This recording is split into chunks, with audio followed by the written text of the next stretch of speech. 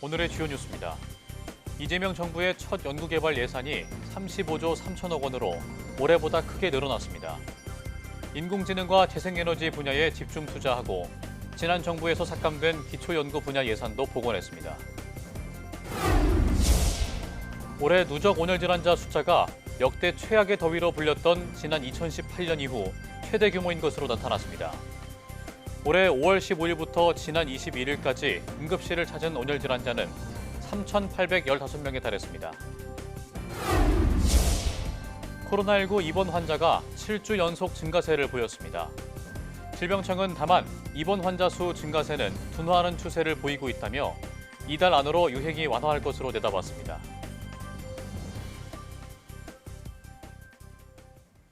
여러분 안녕하십니까? 사이언스투데이 시작합니다. 이재명 대통령은 내년도 연구개발 예산으로 35조 3천억 원이 편성됐다며 대한민국 발전의 시금석이 되길 기대한다고 밝혔습니다. 이 대통령은 용산 대통령실에서 취임 후 첫 국가과학기술자문회의 전체 회의를 주재하고 과학기술 투자에 얼마나 관심을 두는지에 따라 국가의 미래가 결정되는 것 같다며 이같이 말했습니다. 이어 불행하게도 연구개발에 대한 일종의 오해나 약간의 문제점 때문에 굴곡이 있긴 했지만 이번 예산으로 정상적 증가 추세에 복귀한 것 같다고 설명했습니다. 이재명 정부의 첫 연구개발 예산에는 인공지능과 재생에너지 분야에 대한 집중적인 투자가 담겼습니다. 또 지난 정부에서 논란이 됐던 기초과학 연구 예산도 복원하고 이공계 인재 유치를 위한 지원도 확대했습니다. 이성규 기자가 보도합니다. 내년도 정부 R&D 예산 35조 3천억 원 가운데 연구개발에 직접 투입되는 주요 R&D 예산은 30조 1천억 원 규모입니다.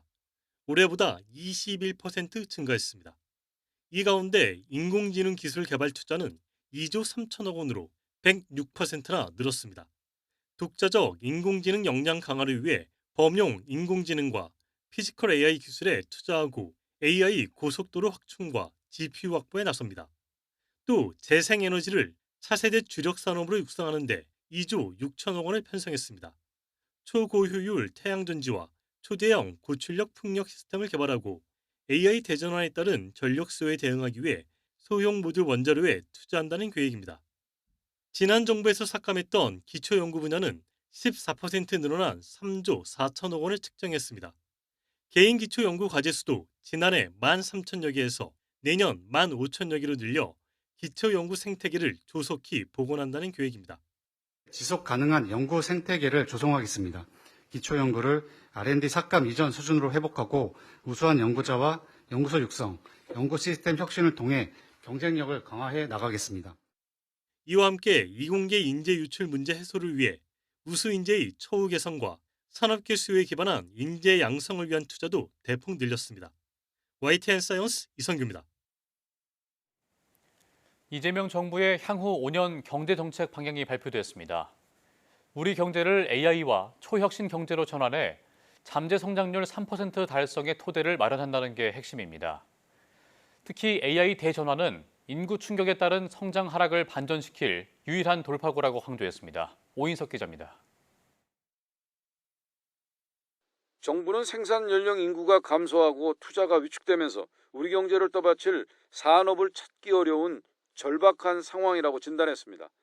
기술 혁신이 늦어지며 주력 업종이 위기에 처하는 등 성장 동력도 약화하고 있다고 했습니다. 이에 따라 향후 5년간의 경제정책 방향은 성장에 초점이 맞춰졌습니다. 기술 선도 성장과 모두의 성장, 공정한 성장, 지속 성장 기반을 강화하겠다는 겁니다. 성장의 핵심 수단은 AI 대전환과 초혁신 기술이라고 정부는 밝혔습니다. 기업과 공공, 국민 등 경제와 사회 전 분야를 AI가 적용되는 대전환으로 바꾸고 첨단 소재와 부품, 기후, 에너지 기술 등 초혁신 경제 집중 지원에 재정과 세제, 금융, 인력 등이 총동원됩니다. AI와 초혁신 경제 30대 선도 프로젝트가 올해 하반기부터 즉시 추진됩니다. 특히 AI 대전환은 인구 충격에 따른 성장 하락을 반전시킬 유일한 돌파구라고 정부는 강조했습니다. 이를 통해 앞으로 5년 내 잠재 성장률 3% 달성의 토대를 마련한다는 계획입니다. 더 이상 물러설 데가 없습니다. 저희가 전장에 나와 있는 전사라는 관점으로 더 이상 물러서지 않고 반등할 수 있도록 저희가 최선을 다해서 죽을 힘을 써서 올리도록 최선을 다하겠습니다. 정부는 올해 연간 실질 성장률 전망치를 당초보다 절반 낮춘 0.9%로 제시했습니다. 민간 소비는 1.3% 증가를 전망한 반면 건설 투자는 8.2% 감소할 것으로 예측했습니다. 하반기 수출은 미국 관세 영향으로 둔화 가능성이 있으나 추경 등의 효과로 소비 회복세가 확대될 것으로 내다봤습니다. 앞서 한국은행과 IMF, KDI는 올해 성장률을 0.8%로 전망했습니다. 연간 소비자 물가는 가공식품 가격 등이 높은 상승률을 보이면서 당초보다 높은 2.0%를 전망했습니다. 정부는 하반기 공공요금은 최대한 안정적으로 관리해 나가겠다고 밝혔습니다. YTN 오인성입니다. 우리가 AI 개발은 한 발 늦었지만 그렇다고 손 놓고 있을 수는 없는데요. 정부는 이번에 경제 성장 전략을 발표하면서 과거와 달리 구체적인 아이템을 거론하며 5년 내 가시적 성과를 내겠다고 강조했습니다. 7대 피지컬 AI와 15대 초혁신 경제 선도 프로젝트입니다. 이승은 기자가 보도합니다. 로봇 구동에 중요한 역할을 하는 인공관절, 액추에이터에 뛰어난 기술을 보유하고 있는 국내 기업입니다. AI 로봇에게 물건 옮기는 동작을 학습시키고 있습니다. 이렇게 학습된 로봇은 정해진 동작만 하는 게 아니라 유동적 환경 속에서 다양한 물체를 옮길 수 있습니다. 현대차가 인수한 미국 기업의 부품 운반 로봇을 보면 상자 뚜껑을 닫자 다시 열고 부품을 떨어뜨리자 알아서 주워 담습니다. 제일 먼저 적용될 분야로서는 제조 현장이라든지 그다음에 물류센터와 같이 열악한 환경 속에서 수작업이 많이 이루어지는 형태의 공간에서 특히나 더 역할을 발휘할 것 같습니다. AI 분야에서 미국에 1년 넘게 뒤진 한국. 정부는 기반 AI 모델 개발과 GPU, 인재 확보 노력과 함께 로봇과 자동차, 선박, 가전, 드론, 팩토리, 반도체, 7대 분야에서 AI를 융합해 피지컬 AI 1등 국가로 도약하겠다는 목표를 세웠습니다. 공공부문에서도 탈세 탐지 등 선도 프로젝트를 시작으로 모든 공공 업무에 AI를 도입할 것이라고 밝혔습니다. 다행히 우리는 IT 기반이 탄탄하고 제조 역량, 암묵지를 보유하고 있으며 AI 시대 쌀인 데이터도 풍부하게 축적되어 있습니다. LNG 운반선은 우리 조선업의 핵심 선종이지만 저장고인 화물창 만드는 기술이 없어 선가의 5%가 기술료로 빠져나갑니다. AI 시대 핵심 소재인 실리콘 카바이드 전력 반도체는 수입에 의존하고 있습니다. 정부는 이 같은 첨단 소재와 부품, 기후 에너지 기술 등의 분야에서 초혁신 경제 15대 선도 프로젝트도 지정해 집중 지원합니다. 100조 규모 국민성장펀드 조성 외에 지원 예산 규모는 조만간 내년도 예산안 발표 때 공개됩니다. YTN 이승은입니다. 이재용 삼성전자 회장이 삼성전자 서초 사옥에서 빌 게이츠 이사장과 만나 기업의 사회적 협력 방안을 논의했습니다. 최태원 SK그룹 회장도 게이츠 이사장과 만찬 회동을 하고 SK가 2대 주주인 미국 테라파워의 소형 모듈 원전 기술 개발과 상업화 협력 방안 등을 협의했습니다. 테라파워의 또 다른 협력 그룹인 HD 현대 전기선 수석 부회장도 게이츠 이사장과 만나 나트륨 원자로 상업화 등을 의논했습니다.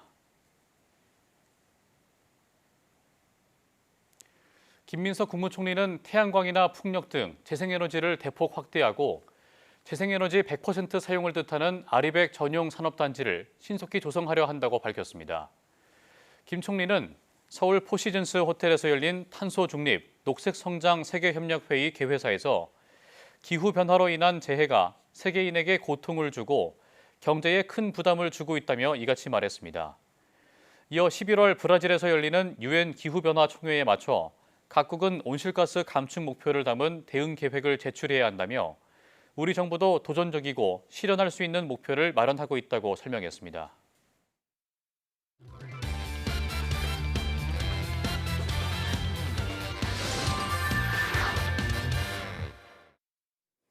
한 주간 주목할 만한 사이언스 이슈를 다 모아온 권석화입니다.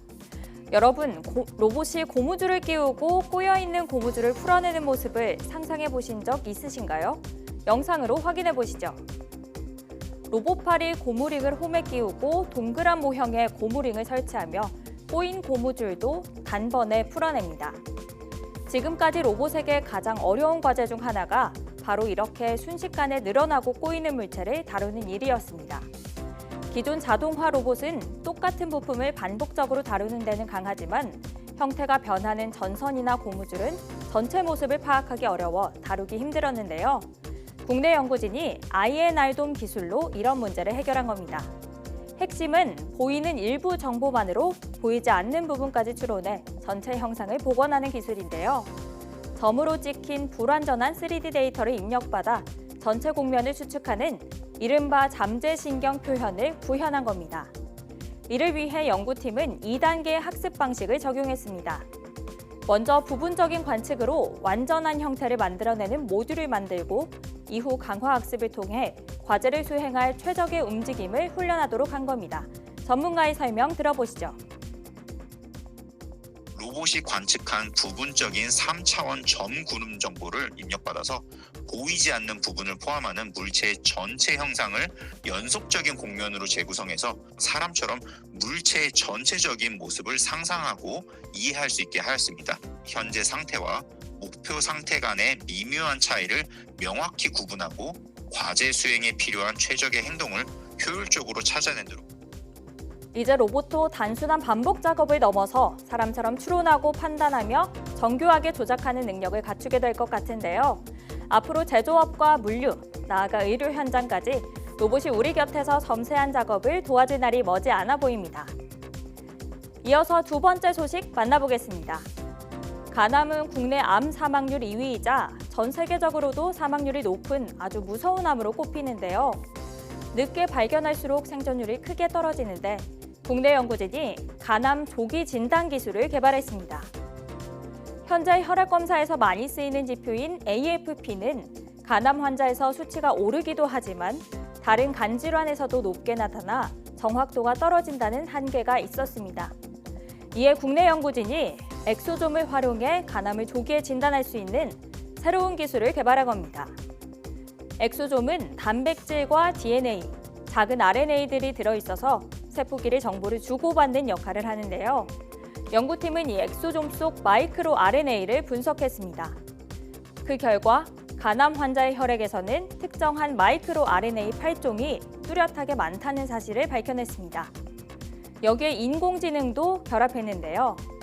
AFP 수치와 이 8종의 RNA 데이터를 함께 학습시켜 AI 기반 다중 진단 모델을 만든 겁니다. 그 결과 연구팀은 건강한 사람과 간암 환자, 간경변 환자와 간암 환자, 심지어 초기 단계 간암까지도 95%에서 100%에 가까운 정확도로 구별하는 것을 확인했습니다.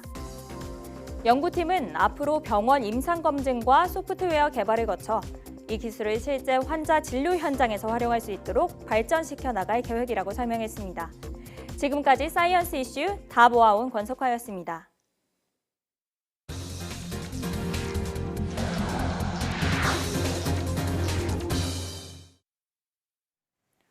올해 누적 온열 질환자 숫자가 역대 최악의 더위로 불렸던 지난 2018년 이후 최대 규모인 것으로 나타났습니다. 질병관리청은 올해 5월 15일부터 지난 21일까지 응급실을 찾은 온열 질환자 숫자가 3,815명으로 나타났다고 밝혔습니다. 이는 감시 체계를 운영한 2011년 이래 가장 폭염이 심했던 2018년 같은 기간에 4,393명에 이어 두 번째로 많은 수치입니다. 또 올해 누적 온열 질환자 숫자는 지난해 같은 기간에 3,004명과 비교해 볼 때 1.2배 증가한 것으로 집계됐습니다. 최악의 가뭄을 겪고 있는 강원도 강릉 지역 주상수원 오봉저수지 저수율이 19%까지 떨어져서 사상 초유의 10%대를 기록했습니다. 지난 20일부터 수도 계량기를 50% 잠그는 제한 급수가 시행 중이지만 21일 생활용수 사용량은 9만여 세제곱미터로 하루 전보다 1,000여 세제곱미터 감소에 그쳤습니다. 저수율이 15%로 떨어지면 수도 계량기를 75%까지 잠그고 농업용수 공급도 중단됩니다. 강릉시는 오봉저수지 저수율이 15%로 떨어지는 시점을 오는 28일로 예상했지만 지금 추세라면 더 빨라질 수 있습니다. 국내 산란 기록이 없는 푸른 바다 거북의 짝짓기 장면이 제주에서 처음 포착됐습니다. 하지만 산란기와 피서 처리 겹치면서 실제 산란으로 이어질지는 미지수입니다. 보도에 고재형 기자입니다. 제주 연안에서 푸른바다 거북이 힘차게 헤엄칩니다. 국내에서 처음으로 푸른바다 거북의 짝짓기 장면이 카메라에 잡혔습니다.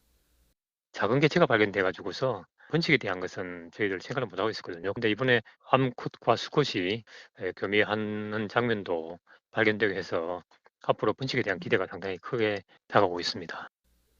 만약 제주에서 푸른바다 거북의 산란이 확인된다면 산란 해역이 일본 남쪽에서 제주로 확장된 것을 의미합니다. 하지만 제주에서 바다거북 산란이 확인된 건 지난 2007년이 마지막입니다. 바다거북이 이제 생활할 수 있는 좋은 환경들이었는데 근래 들어서 개발이 이제 난개발들이 많이 일어나니까 그로 인해서 이제 서식지들이 많이 훼손되고 이러다 보니까 지금은 좀 안 좋은 상황으로 많이 바뀌어 버린 거죠. 바다거북은 6월에서 8월에 모래사장에 알을 낳지만 피서철과 겹치면서 산란이 어렵습니다. 야간 개장을 좀 막거나 막지 못한다면 최소한 그 어떤 탐방객들의 출입을 막는 그런 것도 필요하고요. 또 바다거북이 산란할 수 있는 가능성이 높은 곳에 대해서는 좀 더 모니터링을 좀 더 깊이 하고 여기에 폐허구와 플라스틱 등 해양 쓰레기로 인해 제주에서만 매년 30마리의 바다거북이 희생되고 있습니다. 바다거북이 제주에서 발견된다는 건 아직 우리에게 시간이 남아있다는 뜻일 겁니다. 예전처럼 찾아와 알을 낳고 살아갈 수 있는 환경을 만들어주는 노력이 어느 때보다 절실합니다. YTN 고재영입니다. 코로나19 입원 환자가 7주 연속 증가세를 보였습니다. 질병관리청은 병원급 표본 감시 의료기관 221곳에 올해 33주차 코로나19 입원 환자는 302명이라고 밝혔습니다. 지난 6월 22일에서 28일까지인 26주차에 63명 입원 환자가 발생한 뒤 7주 연속으로 늘어난 수치입니다. 연령별로 보면 65세 이상이 2,458명으로 전체의 60%를 차지했고 50에서 64세가 756명, 19세에서 49세가 407명으로 그 뒤를 이었습니다. 질병청은 33주 차에 입원 환자 수 증가세가 둔화했다면서 이달 안으로 유행이 완화할 것이라고 예상했습니다. 올 상반기에만 우리나라에서 산업재해로 287명이 목숨을 잃은 것으로 조사됐습니다. 특히 건설업에서 사망자가 늘어났는데 규모가 작은 사업장에서 더 많은 노동자가 숨진 것으로 드러났습니다. 이무석 기자입니다. 사업주의 안전보건 조치 미비로 우리 산업 현장에서 올 상반기에만 287명의 노동자가 숨졌습니다. 지난해 상반기와 비교해 산재 사망자는 9명 감소했지만 개선됐다고 보기는 어렵습니다. 우선 산재 사망 사고 건수가 지난해 상반기에 266건에서 올 상반기 278건으로 오히려 늘어났습니다. 특히 건설업에서 사고 사망자 138명이 발생해 지난해 같은 기간보다 8명 증가했습니다. 부산 기장군 건설 현장 화재나 세종 안성 고속도로 교량 붕괴 사고처럼 대형 사고 영향이 큰 거로 분석됐습니다. 또 건설업 경기 악화로 공사비 상승 압박이 커지면서 소규모 건설업체를 중심으로 안전관리가 취약해졌을 가능성이 제기됐습니다. 실제로 상반기에 공사금액 50억 원 미만 건설 사업장의 사망자는 84명으로 50억 원 이상 사업장 사망자 수보다 30명 더 많았습니다. 특히 50억 원 미만 건설 사업장 중에서도 사망자의 70%는 5억 원 미만 영세 사업장에서 발생해 사업체 규모가 작은 곳에서 더 많이 죽은 거로 나타났습니다. 또 취업자의 3.5%에 불과한 외국인 노동자가 전체 산재 사망자의 13% 넘는 비중을 차지해 상대적으로 위험에 더 노출된 현실을 드러냈습니다. 최근에 발생되고 있는 사망 사고를 보면은 이주 노동자, 그다음에 고령층 노동자들이 집중되고 있는 경향이 보입니다. 위험의 외주화, 위험의 이주화란 말도 있는데 그에 대해서 그동안에 정부가 부족한 점이 있고. 산업재해를 줄이기 위해 갖가지 안전 강화 대책이 나왔지만 현장에서 극적인 변화는 관찰되지 않았습니다. 산재와의 전쟁을 선포한 이재명 정부가 다음 달 내놓을 범부처 노동안전 종합대책에 얼마나 실효성 있는 방안이 담길지 주목됩니다. YTN 이문석입니다. 7명의 사상자가 발생한 청도 열차 사고가 코레일의 안전관리 소홀로 일어난 인재일 수 있다는 흔적이 속속 드러나고 있습니다. 합동 감식을 마친 경찰은 코레일 측의 과실 여부를 수사하면서 숨진 작업자들에 대한 부검에 착수했습니다. 김근우 기자가 보도합니다. 청도 열차 사고 작업자들은 좌측 통행인 열차와 같은 방향으로 같은 선로 주변에서 이동했습니다. 원칙적으로 선로에서 이동할 때는 열차가 오는 방향을 마주보고 이동해야 합니다. 그런데 작업자들은 열차 진로를 등지고 걸어야 했고 결국 사고로 이어졌습니다. 레일의 길이는 155cm가 됩니다. 그리고 기차 본체는 한 280이 돼요. 그래 실질적으로 더 많이 좀 튀어나와 있죠, 그죠? 그러다 보니까 아마 사고가 났을 충격이 있었지 않았을까 이렇게 생각하고 있습니다. 기본 안전 수칙조차 지키지 않은 상황에 애초 작업 계획부터가 날림이었다는 지적이 나옵니다. 열차를 차단하고 선로를 횡단하거나 다른 입구를 이용했어야 한다는 겁니다. 여기에 올해부터 선로 작업자가 모두 휴대하기로 했던 열차 경보 앱도 7명 중 4명에게만 지급됐습니다. 그마저도 오류가 너무 많아 사고를 피하는 데는 별다른 효과가 없었습니다. 애초에 이제 작업 계획이나 이런 게 총체적으로 저희는 좀 부실하다고 보는 거예요. 이런 거였으면 이제 차단 작업으로 하던지 했어야 되는데 아니면 하지 말았어야 되는데. 경찰은 작업 계획서를 확보해 코레일 측이 안전 문제를 충분히 고려했는지 들여다보고 있습니다. 작업자들의 이동 방향과 경보 앱 문제는 물론 현장에 피할 공간이 있었는지와 기관사 과실은 없는지 등이 조사 대상입니다. 전담수사팀은 이번 주 중 숨진 작업자 2명에 대한 부검을 마무리하고 병원 치료 중인 부상자들은 건강이 회복되는 대로 조사해 사건 경위를 확인할 계획입니다. YTN 김근우입니다. 이태원 참사 현장에 출동했던 소방관 1명이 또 숨진 사실이 뒤늦게 알려졌습니다. 한 달 새 2명이 숨진 건데 소방청은 이태원 참사와 제주항공 여객기 참사에 투입됐던 대원 3천여 명 전원에 대한 심리 상담을 진행하겠다고 밝혔습니다. 양동훈 기자가 보도합니다. 실종됐던 소방관이 열흘 만에 숨진 채 발견된 데 이어 역시 이태원 참사 현장에 출동했던 또 다른 소방관이 숨진 사실이 뒤늦게 알려졌습니다. 소방청과 경남소방본부는 경남 고성소방서 소속 40대 소방관 A씨가 지난달 29일 자택에서 숨진 채 발견됐다고 밝혔습니다. A씨는 2022년 용산소방서에서 근무할 당시 이태원 참사가 발생하자 현장에 출동해 구조활동을 벌였습니다. A씨는 지난 2월 참사 트라우마로 대인 기피와 우울증 등에 시달리고 있다며 공무상 요양을 신청했습니다. 공무상 요양 제도는 공무 수행 중에 발생한 부상이나 질병으로 요양 시 치료비 등을 지원하는 제도입니다. 하지만 A씨는 지난 6월 인사혁신처로부터 업무 관련성이 인정되지 않는다는 이유로 불승인 통보를 받은 것으로 확인됐습니다. A씨는 2월 말에 고성소방서로 발령났는데 3개월 동안 병가와 질병휴직을 한 데 이어 지난달부터 다시 질병휴직에 들어간 상태였습니다. A씨는 세상을 떠나기 전 동료와 가족에게 이태원 참사에 따른 고통을 호소했던 것으로 전해졌습니다. 이런 가운데 경찰은 실종 뒤 숨진 채 발견된 30대 소방관과 관련해서도 타살 혐의점이 없는 것으로 보고 조만간 수사를 종결하기로 했습니다. 소방청은 이번 일을 계기로 이태원 참사와 제주항공 여객기 참사 현장에 투입됐던 소방공무원 3천여 명을 대상으로 심리상담을 진행하고 필요시 병원 진료 등을 통해 지속적으로 지원하겠다고 밝혔습니다. YTN 양동훈입니다.